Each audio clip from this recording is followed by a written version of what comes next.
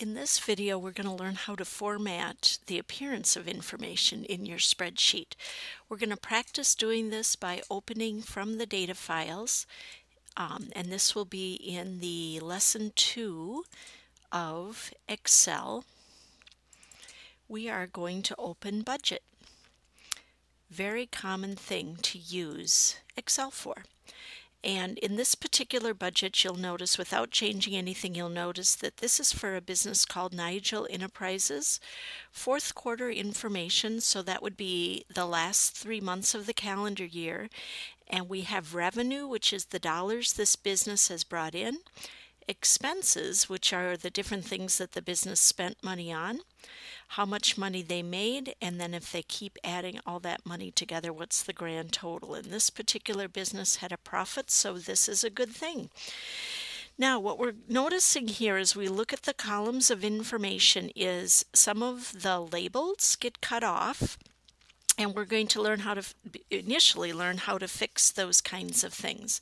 The first thing we're asked to do is save this practice file, so you'll want to do that into your directory. Remember, not into the data files, but into your directory. And I happen to have an Excel folder that I've created. I know there's some other things in it, but we're asked to save this as Nigel Budget and then your initials. All right.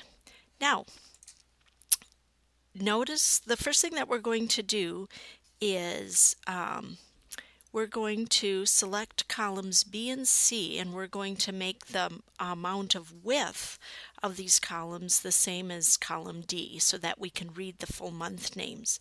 And what we're going to do is we just happen to know the number of width that we want. So we're going to go to the in the cells area, we're going to go to Format, and we're going to select Column Width. And you can see a number pops up here. It's 8.43. We're going to change that number to 10. Because we have both of those columns selected at the same time, it changes them both. Also, you'll notice that if you go individually column by column, that when you go in between the columns, you get the double arrow. You can also click and drag, and you'll notice it shows you a number and also the amount of pixels that is. So if I want to change column D now to be 10, or from 8.43, I can just click and drag and see that, or I can just randomly change the width so that it works with the amount of information that I have.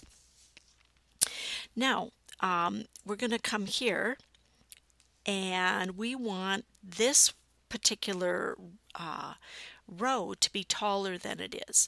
And so once again, if I come to the number areas, I'm going to change and make this 18 pixels, just a little bit bigger amount of space there as I'm working with this. The next thing, before we change anything with column B, I want to show you another feature. As we're looking here, we're noticing when we go down this column that a lot of our labels are being cut off where we can't read the full words. But if you look up here, you'll notice that in the entry bar, we can see the full word or phrase that should be in that cell. Okay, so as I'm clicking along here, I can see up in the entry bar here how how long that particular label is. And in this case, cumulative profit happens to be the longest phrase. And if I want to just widen my column enough so that that works, what I would do is I would click on double click on the right hand side of that cell, and let me try again. That's jumping away from me. Let me try it right here. If I come back up to column A and double click on the right hand side, there we go. Then it automatically adjusts my column width so that I have enough information to work with.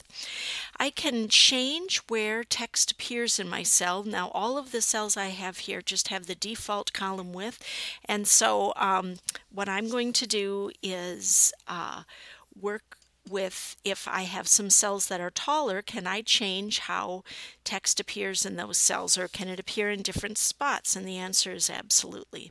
So the first thing that I'm going to do is I'm going to start with the 3 cells that have my month labels in them. Okay, and the first one's just real simple. You'll notice here that I can say if I want to center those cells, I just select the center and it automatically selects the data from all of those. If I wanted all of them to be right aligned while I still have them selected, I can work with that. And so I'm going to go back to center, and now so that I can make my, I'm going to come here and select this total here, which is revenue, and I'm going to right align that so I can see that that total stands out. I can do that at more than one time. So if I, for example, I know that I want, in this case, I want my total expenses, my profit, and my cumulative profit also right aligned. So if I select the first cell I want to make a change to, hold down the Control key on your keyboard, then I can select profit and cumulative profit. They're all three selected, and I can say I'd like to right align, and it moves all of them at the same time. So that can save you some time if you want to do that. Now I'm going to go ahead and merge these cells just like we did in the table. I want, in this case, the name of the business, Nigel Enterprises, to all be merged or be one cell. You can see I can merge just across, I can just merge the cells, I can merge and center, or if I have merged something and I change my mind, I can come here to unmerge it. I'm going to merge and center, so it gives me the name of my business now centered in this now big giant merged cell. Okay, next I'm going to do the same thing with fourth quarter budget. I'm going to merge and center, and since that's the last thing I selected, that stays at the top here. But if ever I want to see those options, I can just click on the right arrow and I'll merge and center that information also. Now the next thing I'm going to do is I'm going to come to cell A5, and I'm going to say I want sales to be moved over, kind of like pressing a tab, but if I press my tab, it jumps me to the next cell. So I'll come back to cell A5, and on my alignment section, you'll notice that I have an increase indent and decrease indent button. So if I select that, you can see it moves that information over, not as much as a full tab if I were in Word, but it indents it a little bit for me. And I can do the same thing here. Just click that a couple of times. And now those labels are set off, and you can see I distinctly have a revenue heading. I have the two things that brought dollars into the business, sales and consulting, and then I have my totals right aligned. So it's easy to see what different categories of information I might be looking at.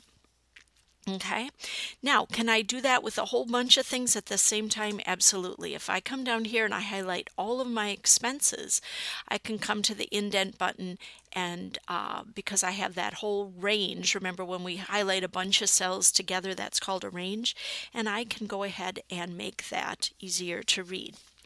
Now next, I'm going to make these cells a little bit bigger and then also change the direction of the text to help make my months stand out. So I have a button that I can use within the alignment area. It's this orientation button, and as I look at it here, I can see the different ways that I can make this text appear. So if I want it to be kind of counterclockwise, I can select that. Reading in English, it's kind of easier to have it slant up from the bottom left to the upper right, but you can see there's other options to work with, and as soon as I select that option, it automatically changes the height of that row to accommodate this change I've made. We could also have done this through the Format Cells dialog box that if I click here, it opens up. And whatever section of my ribbon that I've selected, then that's the tab that's selected. I could have highlighted these three cells, and then I could have manually changed the direction that the that is angled at. The default is when you angle right as we did is 45 degrees, but you could control that here. We're going to take a look later at some of these other formatting options: number, font, border, fill, protection. as we work with them too, because there's some different things that we can change or more specific things. Or if we know we're going to format a whole bunch of things at the same time, this Format Cells dialog box would save us from having to click around as much.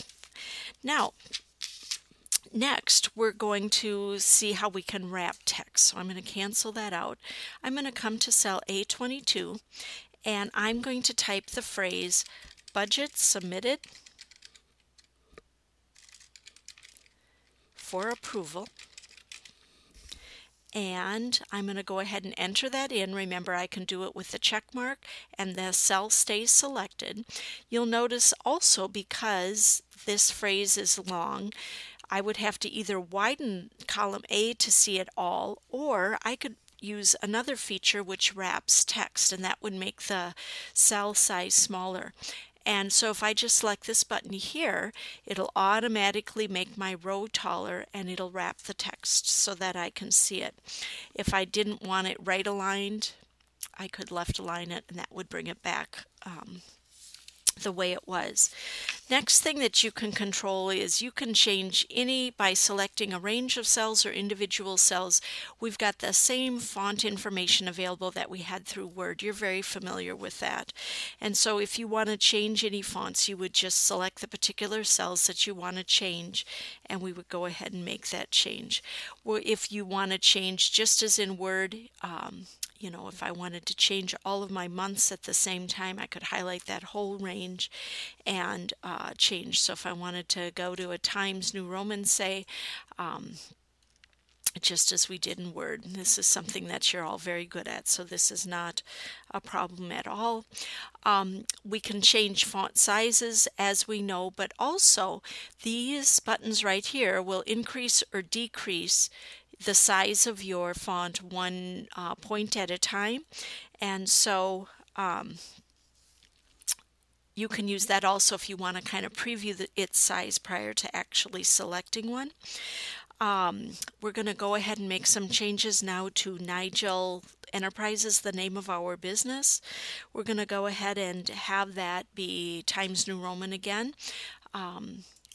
And once we select Times, then we're going to make its font size a little bigger to help it stand out. We want to bold it. And let's come and bold the second cell here, which is now cell considered to be cell A2 because this whole range was merged. We're going to bold it. Let's apply the bold to a few more cells. And so to do that, we can also use the Format Painter as we've done before. So when we have this cell selected and we have the bold applied, we just double click on the Format Painter, and now whatever cells we click on, we're going to click on Revenue. Although that, you know what, I'm going to undo that because that also grabbed the merge, and I don't want to do that. So I'll come here just individually to this cell and I'll bold it, and now I'll apply my Format Painter, and I'm going to do this to total revenue, expenses, total expenses, profit, and cumulative profit. Okay. Now, the other thing that happened was all of these ended up moving to be left aligned as revenue was. So I'm going to come here, I'm going to select total revenue, hold down my control, total expenses, profit, and cumulative profit, all four of those cells. And I'm going to go back and right align them because I do want that formatting there, and that changed when I made those changes. Okay. Now, the subtopics, what if we want to italicize them? Excellent. I can paint that so that I can do that with all of these sub-expenses and sub-revenues, which is done. So I've got some changes made here. Now I'm going to have fun with color. So I'm going to go ahead and select cell A1 again. And remember, if ever you're asked to select a particular cell and it's a giant spreadsheet, you could type the cell address here, or you can always double check here that you've selected the correct one, or look at what you're seeing with rows and columns. Okay, so what I'm going to do here is I'm going to I've still got, as I did before, my text colors and my fill colors here just as before, and I can also access some style stuff here, but we'll do that in just a moment. I'm going